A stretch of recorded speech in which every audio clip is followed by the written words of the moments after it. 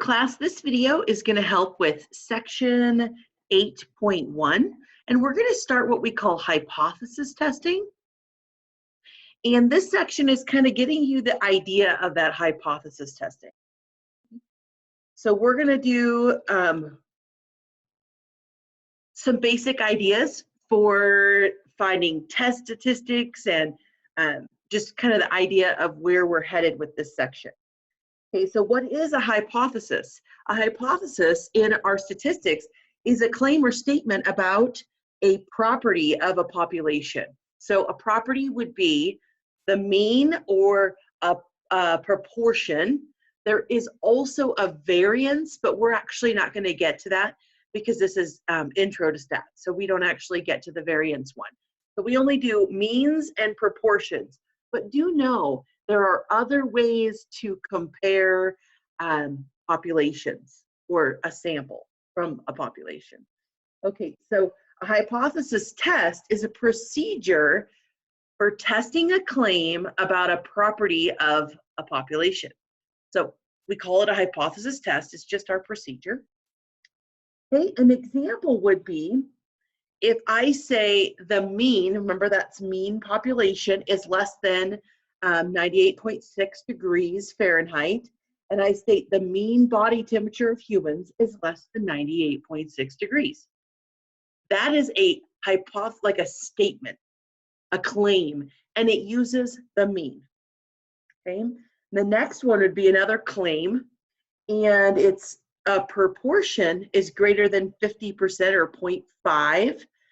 The proportion of the consumers not comfortable with a drone delivery is greater than 0.5.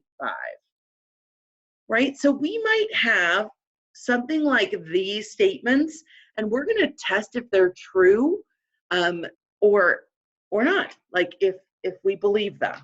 Okay? So the way that we do this is we start with something called the null hypothesis. So the null hypothesis has the symbol HO, okay, with little o on the bottom, and it is equal, always equal to a claim about a proportion parameter. So it's always equal to either a mean or a proportion. Okay? Examples would be, I put greater than 0.5. It should be equal. I don't know why I wrote greater. I was tired when I wrote that. I think because I always write the hypothesis and then the null hypothesis. Okay, so I'll show you what I mean by the alternative hypothesis. There we go. Okay, so for my example right here, we have that it's equal to either the mean or the proportion are equal to whatever value we're given in the problem. Okay, and we'll see some more examples of that as we do this chapter as well. The alternative hypothesis is labeled with an H and then an A. Sometimes it's a capital A, sometimes it's a little a. It's a statement where it somehow differs from the null hypothesis. Okay, so this is where we use our less than, greater than, or not equal to with either the mean or the proportion. And we're saying, like, if the null hypothesis is equal to 0.5, maybe we're going to test that and say it's greater than 0.5, or it's just not equal. We don't believe that it's equal, and we will test that claim. Okay? So this alternate is like the new one, like what am I going to come up with, or is this new thing true? Okay, so kind of like if we're looking at what, those symbols, that greater than means you're right-tailed. Okay, so we would have a critical or a p-value over here. If we are left-tailed, we're over here. Okay? If we're two-tailed, we're both ends. Okay, those are our critical regions, or what we're going to call our p-value. That's actually our probability.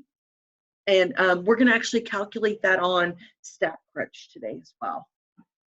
So we're going to compare our test statistic to the critical value, or we're going to compare that p-value, which for us, we almost always compare our p-value. I was trying to think if we do any of the other ones. I don't think we will.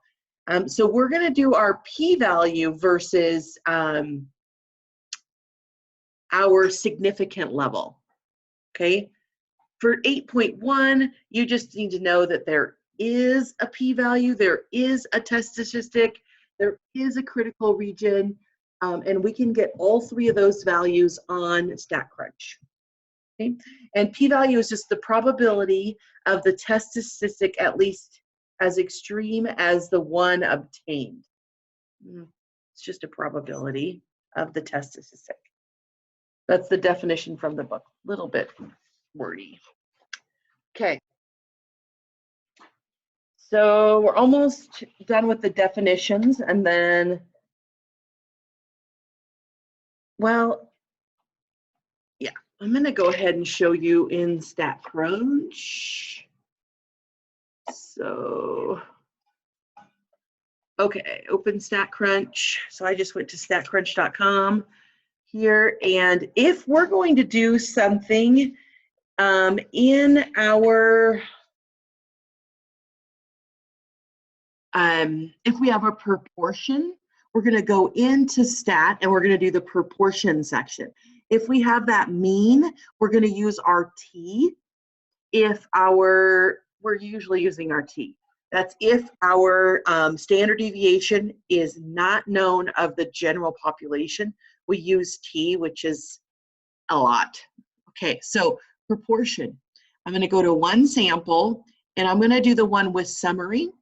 And if I want to look at this idea, maybe I have 20 successes out of 120. And if I divide 20 divided by 120, it's 0.16. So maybe we'll say this is 0.15. So here is our null, always equal. And here is where you can make it not equal, less than, or greater than, depending on what is stated as the claim in your problem. And then I'm going to push compute, and I'll show you how you get your numbers.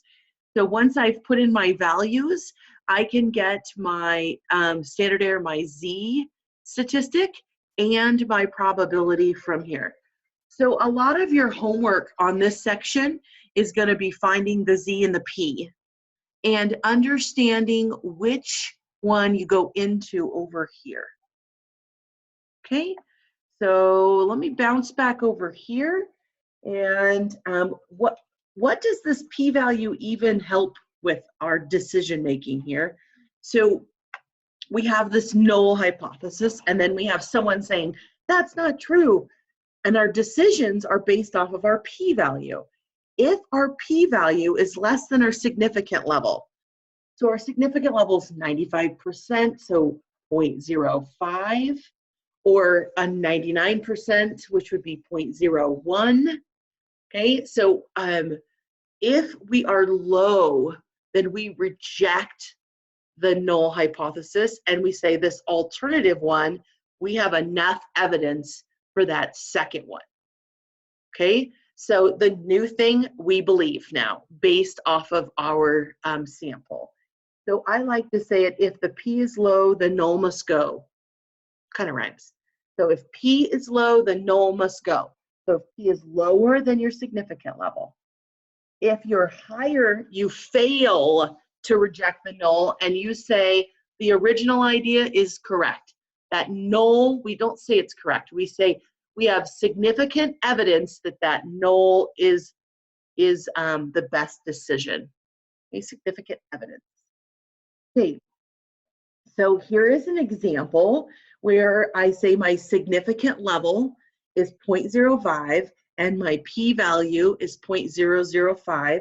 So can you see that that p-value is less than our significant? This stands for 95%, right? 0.05. Okay, it's 1 minus it. So then we can look at this and say we would reject the null and we have enough evidence to accept the alternative hypothesis. So we reject the null. If P is low, the null must go. Okay, so we can do of our critical value as well, and it's super similar. You test the test statistic to the critical region, okay, to reject. If the test statistic is in the critical region, you reject the null. If the test statistic is not in that critical region, we can fail to reject. So this is if we're using the critical value. For our class, we don't have to learn all the ways, so we're really focusing on the p-value. But I do think when we do a section, I want you to write this down. So pause the video, write down your notes for that, all of them. Okay, what if I have an error? Okay, so type 1 error. You reject the null, but the null was true. Okay, so I rejected the original idea, but it really was true. Okay, type 2 error is you fail to reject the null when the null was false. So you accepted the null, but it was really not true. The alternative hypothesis was true. Oh my gosh, there's this fun saying for this, and now I can't think of it. One of my coworkers told me it. So write those down as well, because you'll be asked a couple questions about the type 1 and type 2 errors. Okay, so this is our introduction to this test statistic and finding your p-value, and you should be able to do them in Statcrunch to find those two numbers, or you could also find that critical value as well.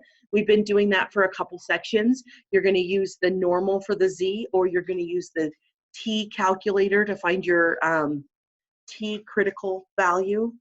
Okay, so if you're asked to find those in this homework as well. All right, so